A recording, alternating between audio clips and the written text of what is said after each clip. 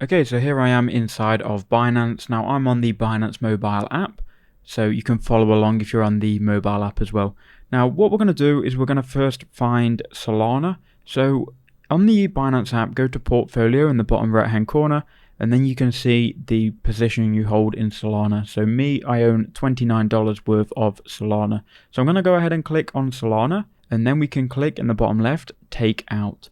Then we can click on withdraw, and it's then going to ask us for a Solana address. So here's where we need to now go to Phantom Wallet. Inside of your Phantom Wallet, you can then go ahead and get your Solana address. So on the home page, make sure you're in the right account, and then go to Solana, click on Solana, then you need to click on receive, which will be on the left. Then it will open up your Solana address. You can go ahead and copy this address. Now go back to Binance. Here on Binance, go ahead and long press on the address section, then click paste, and then it should update the network to Solana, so make sure this is correct. You can then choose how much Solana you want to withdraw. For me, I'll just withdraw or send the max, so I'll click on max, and you can see we've got the estimated amount there in USD at the bottom. Once you're happy with this, go ahead and click on withdraw.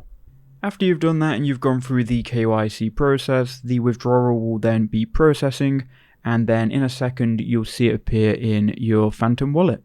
And just like that, we'll refresh Phantom Wallet, and here you can see we've now got $29.53 worth of Solana in Phantom Wallet, and that is exactly how you can do it.